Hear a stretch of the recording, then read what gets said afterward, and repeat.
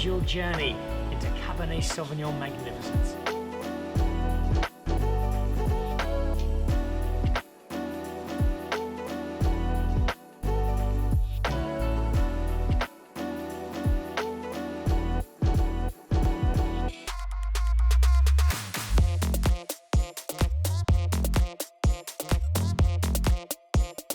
Hello, welcome to Dan Really Likes Wine, presented by Pick n Pay, and welcome to Royal Johannesburg, where two world-class golf courses are getting some serious competition as the star attraction, because the Old Oak has just opened a restaurant that has Ransley Peterson, who used to work at Overture with Bertus Besson as the head chef, for a menu that's casual fine dining, but also a really cool element for kids. The playground at the back is fantastic. I brought my kids here for dinner. We dragged them out at 10 o'clock at night. Now, the food is wonderful, the views across are lovely, the finishings are superb, and then there is the wine list. A little later on the show, I'll go through a list that includes 2 house wines made by Visionaire that are already getting plenty of attention.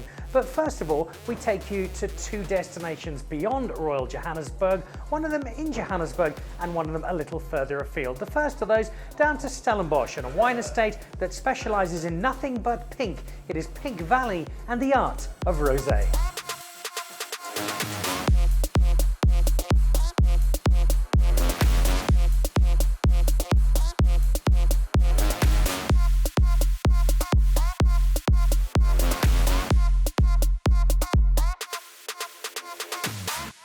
There are a number of great reasons to come and visit Pink Valley. One of them's over my shoulder. There's a super playground. My kids love coming to visit, which is great because I love being sitting here on the deck. The menu, the restaurant's quite eclectic, lots of small plates with a touch of the exotic to them. But the chief attraction is the rosé. Now, if you want something else, you can find it, but it won't be from Pink Valley because this is South Africa's only estate which is all about the pink. Petri is the winemaker, and clearly, Petri, a man who rather likes rosé.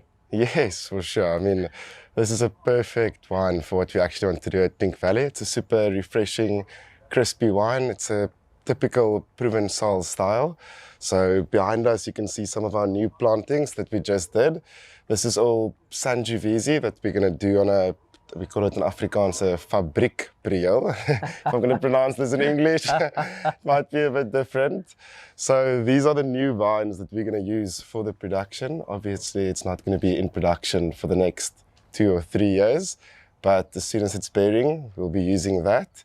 And the whole idea of the fabriek briel that we're doing here at the moment is we want it to be a bigger surface area for the leaves. Mm-hmm. So then hence it's going to the yield's going to be bigger, producing a wine or grapes with less color, which for us, as you can see on the bottle, I mean, this is as light as you can go for South African rosé. So we try to keep it nice and simple. It is very pale, and I'm going to ask you about that in a moment. Broadly, though, just making rosé, there are many estates that don't do too many different wines. You only do one wine. Why is that? So for us, focusing on one wine is, I mean, it's one brand, it's one wine. It just eases out the process a lot better. So for us, it's better to focus on one product and to do one product to the best of our abilities. And I think with the Pink Valley Rosé, we definitely nailed it.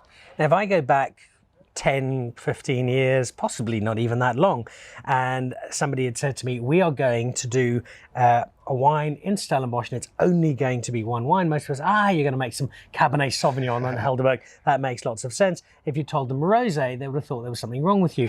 But I think it speaks to where rosé is now in South Africa, where it's become a far more serious wine in terms of our understanding and engagement with it, that this now becomes not only possible, but primed for success. Yes, for sure. So the rosé market has been growing exponentially. And I mean, if you spoke about rosé 10, 15 years ago, they would have probably said, why it's pink and it's semi-sweet. So this is definitely a change in style that's been coming for the past few years. And I mean, for us, it was more the French influence that made us decide on producing a typical Provence-style rosé. Which leads me to asking you about the wine. We know the colour is incredibly pale. The making of rosé, give me the idiot's synopsis. How does one make a rosé wine? So, I mean, first you start off with in the vineyards with a bit higher yields and you harvest a lot earlier. So usually you harvest at about 20-degree bulling. The harvest, or the later you harvest, naturally you're going to extract more color. So for us, because the rosé is 12% alcohol and we ferment dry, you harvest a bit earlier. So for an easy way to describe it is, I mean, grapes come in, super little skin contact. The only skin contact we have that's just to give the colour? Yeah, so the skin contact is the colour extraction. So we do, it's 1 hour skin contact, so it's literally 5 turns in a press, which is super little. Yeah. And then after that, we do a different process called stabulation, where we actually leave the juice cold at 1 to 2 degrees Celsius so that the juice wouldn't start naturally fermenting. And then it's rather straightforward. We start with the fermentation. We usually ferment at lower temperatures, and then the fermentation would go on for about 12 to 13 days. After that, we rack, and then, I mean, we have a rosé that's ready to actually, not to bottle yet, because we still have quite a big process because of the low alcohol and the low sugar levels. We really work with the lees, so it's more a batonnage action like they would have done on Chardonnay to extract that mouthfeel and to get the viscosity in the wine. Now, you've got that little bit of skin contact from the red grapes, which suggests to me, well, all you need is a red grape and you can make some rosé, that's fine. I suspect it's slightly more technical than that. What grapes can you use? What grapes do you use, and why? So you can use a wide array of varieties. I mean, there's 3 different styles of rosé winemaking. So we're doing the more true style, which is actually producing rosé from a red grape variety. Or another style is, for instance, the Saignée, where you can bleed off juice to make a red wine more concentrated. But for us to work with the grape itself and to farm the grape specifically for rosé winemaking just enhances the quality of the wine. So we use Grenache, Syrah, and Sangiovese. For me, the Sangiovese is the perfect variety to use for the rosé because it has a natural, beautiful acidity, and the color of the wine is pink of the juice, at least. The Grenache we use for the volume component. So the Grenache, because it's the natural color of the wine is already quite low, you don't really have to work the color a lot to get to the perfect color for the rosé. And then the Syrah, because it's a bit bigger bodied, we use to just give the wine a bit more complexity. So if you take the 3 of them, I mean, you end up with a product as good as our Pink Valley rosé. All of this is building up something of an appetite for some wine here, so I'll ask you to pour me some of this while I have a quick look through this menu, because I've eaten here a couple of times and I really enjoy it. And what I like about it is not just that it is it's quite an eclectic menu. Your kimchi and sticky pork belly, I remember with great fondness. Your duck pancakes, the lamb koftas. There was also an ostrich dish, I remember, which was just really kind of, was an ostrich korma, a bit of an Indian spin. And all of these are dishes where finding a wine is it's not a challenge, but it's a more interesting journey because they're very particular flavor profiles. And suddenly rosé arrives, and where rosé, again, as we said 10 years ago, big and pink and loud and noisy, certainly wouldn't have been the wine. Now the savory profile of a lot of rosé, but this in particular, speaks to exactly these kinds of dishes. Yes, for sure. So I mean, for us, the rosés, the Pink Valley is made to specifically go with food as well. I think the style has changed toward a food wine. It's not just a fresh, enjoyable wine that you would rather sit and drink at the beach with a few oysters or some craze.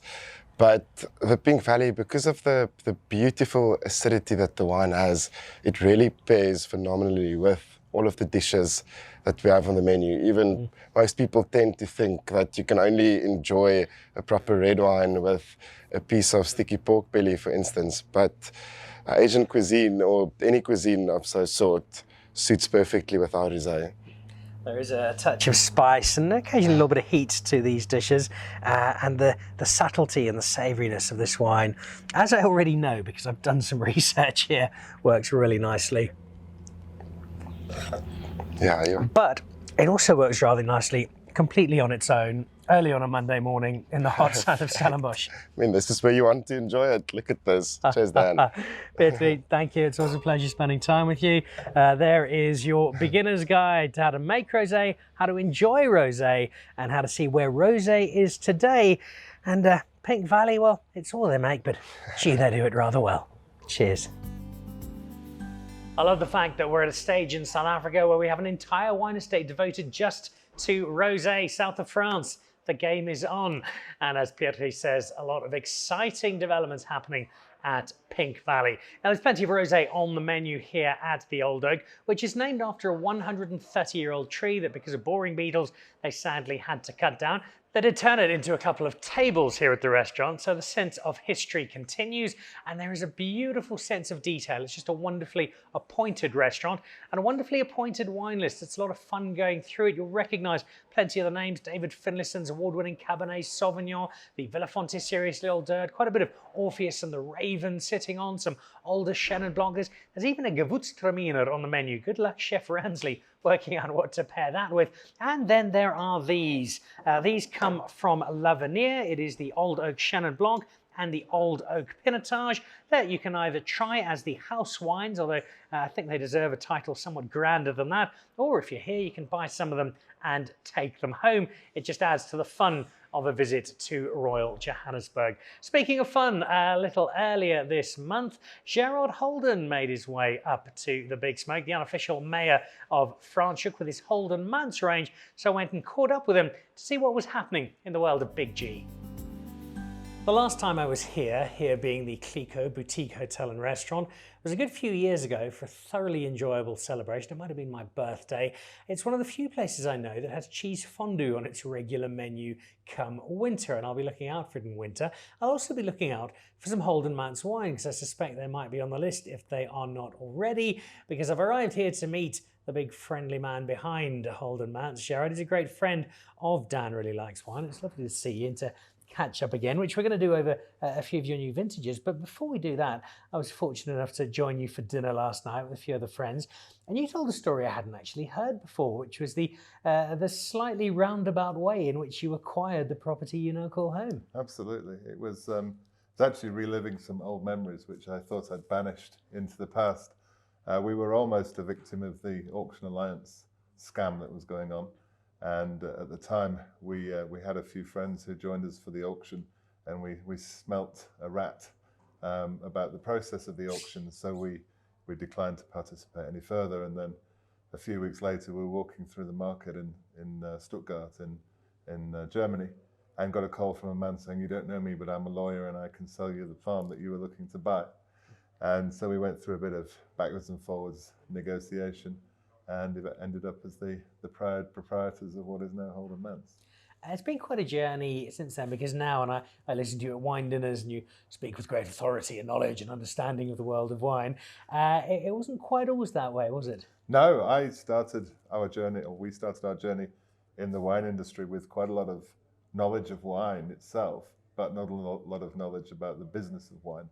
And there's nothing that teaches you about a subject as quickly as actually having to write checks to pay for an endeavor. And once you start doing that, I very quickly figured out what the economics were and how we needed to deal with the economics. And the first few years were undoubtedly pretty tough, and we had to find our way both in terms of the winemaking side and bring that up to scratch, but also the economic side as well. And that's taken some time, but we're on top of it now, and everything's going pretty well. Well, you find yourselves today at Holden Manse.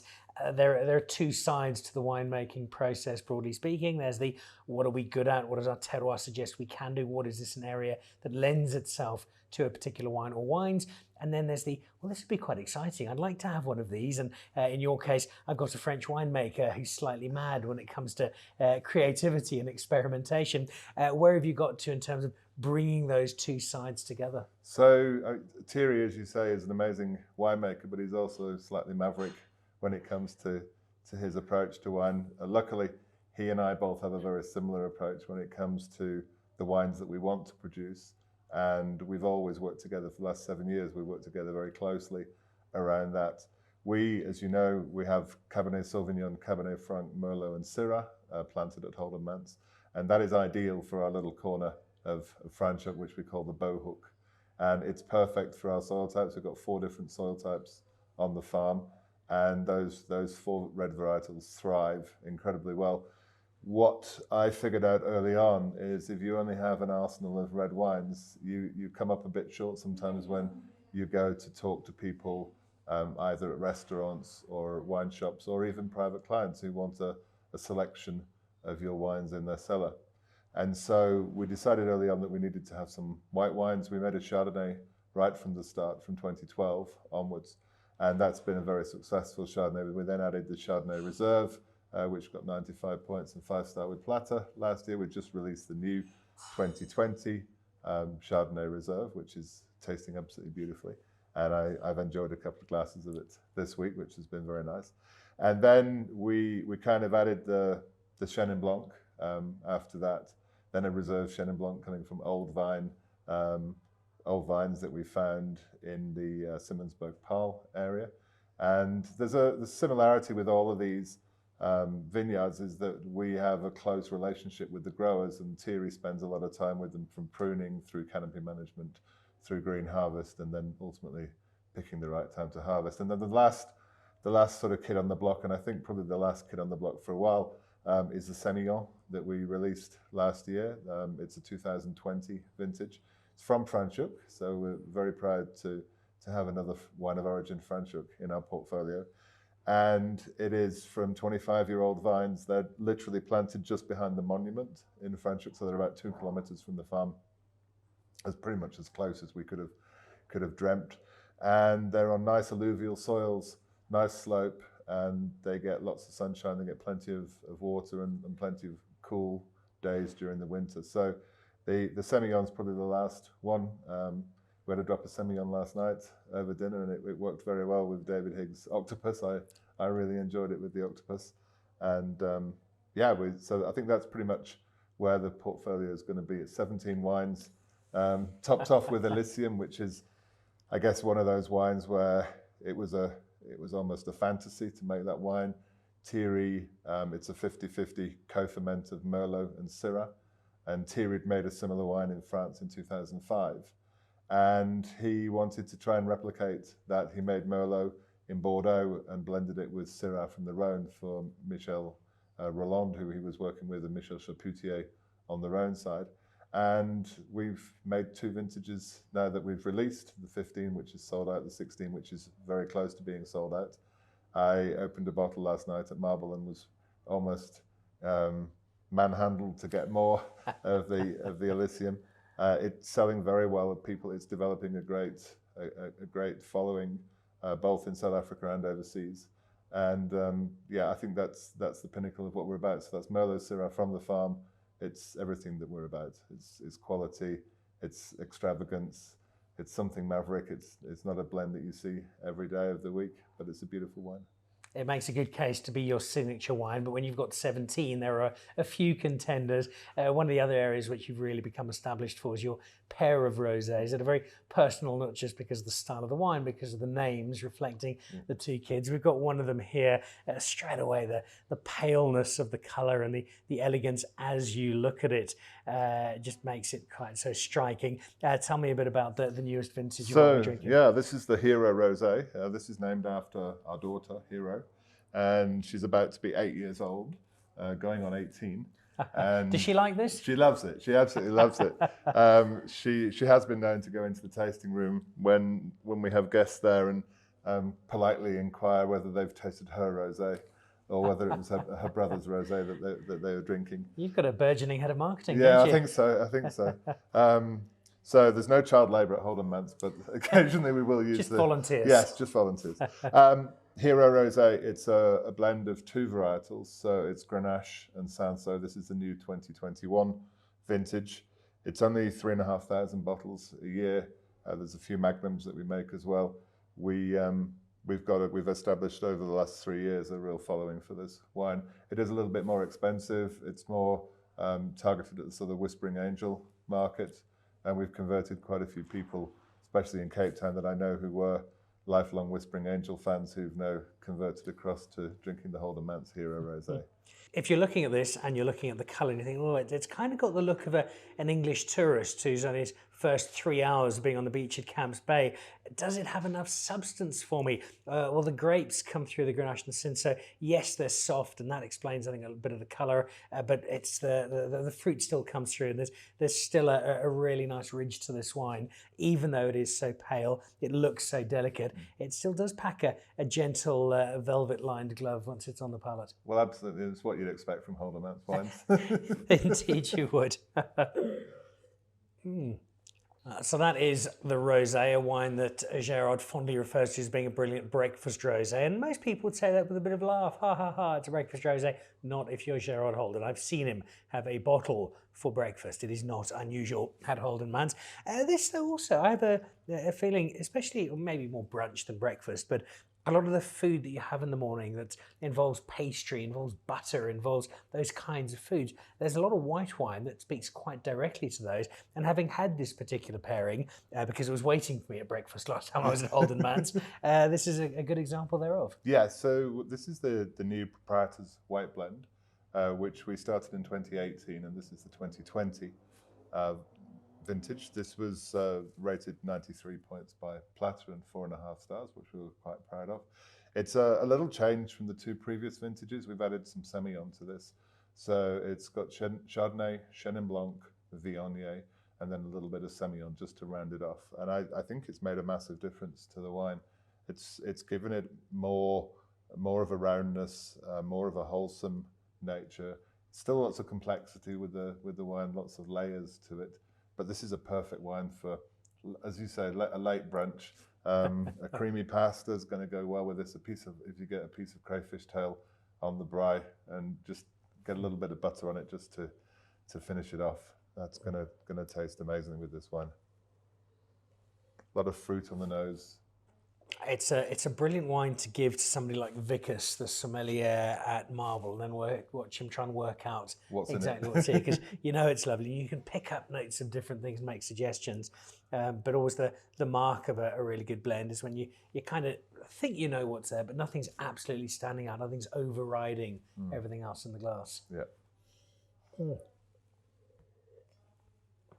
As well as being the vineyard, there is wonderful accommodation at Holden Mance where you will find exactly this and some great conversation. Just be warned, and this is an official Dan Really Likes Wine warning, you don't have a quick, quiet drink with Gerald Holden when you go down for a tasting, which is a big part of the charm, as is the wine as a whole. We've got 2 of the 17 here. Thankfully, we're not doing all 17 today, but you do have 1/3 one, so let's have a crack at that.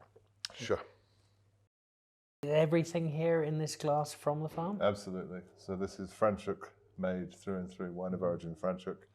It's probably our most popular wine, apart from the Big G, which is obviously the most popular wine. This is Visionaire. This is the 2017 vintage. We're coming up to winter time, so we thought it was the perfect time to release this wine. Visionaire has been the backbone of a lot of what we do from the red wine perspective. It's a real foot soldier of the range. And this is a blend of Cabernet Sauvignon, Merlot, 20% Syrah, and some Cabernet Franc. We call this Visionaire because it's a visionary blend, and it goes back to the times of the late 19th century in France, in Bordeaux, when the Bordelais would bring in Syrah from the Rhone Valley to strengthen their Bordeaux blends because they were trying to grow grapes in a much cooler period of time. So obviously we have global warming today, but they had global cooling in those days. And so we thought, well, they obviously had a pretty good idea why they were doing it, to add sort of complexity to the wine and to add some body to the wine. And we started experimenting with that back in 2012 and came up with this blend, and we've been working on it ever since. It's a really nice red blend that kind of shows off the best of the farm. I love the Cabernet Franc coming through there ever so gently, because it is one of my favourite varietals, and I particularly like the style that you and Thierry produced it in. Is this the wine then for you that best presents what the terroir of Holden Mance is all about? Yeah, I think so, Dan. I think this is it's a really good example of our corner of Franschhoek. You know, we clearly have a very lucky spot for Cabernet Franc, because we managed to produce some quite outstanding Cabernet Franc. The Cabernet Sauvignons are quite impressive. The Syrah is impressive in its own different way. It's quite a different style to the Bordeaux varietals that we have. And the Merlot, the Merlot Reserve picked up 97 points in Platters and got 5-star. Was one of the highest rated wines in November. So, and one of only 3 Merlots to get a 5-star. So we're pretty happy with that. So the varietals do grow really well together, and I think being able to bring the 4 together, and we're lucky we don't have an appellation system in South Africa where we get sort of dictated what we should put with what, and we don't have restrictions around the blends. This is a perfect way of showing off that the French way isn't always necessarily the best way. Well, I'm liking the Franchic way, particularly the Franchic way this has been produced. My only worry is that you've only got the 17 wines at the moment, so I hope you start to find your feet a little, and we've got 20 odd by the next time you're up in Johannesburg. No, there's going to be no more. It's like saying there's no more children coming along. There's no more wines in the pipeline. I think we've got enough. I think we've got something for everybody. Your chance to find out which one you like drinking is quite easy to do. Just nip down to Holden Mance, ask for Gerald, the big former rugby international who came out on the right side of an auction, is now the owner of Holden Mance, and he's producing some rather lovely wine. Tell him Dan Really Likes Wine sent you, and be prepared for a good few hours. The wines of Holden Mance with Gerald Holden, and they're wines that match Gerald, big on character and all big, full-bodied, engaging.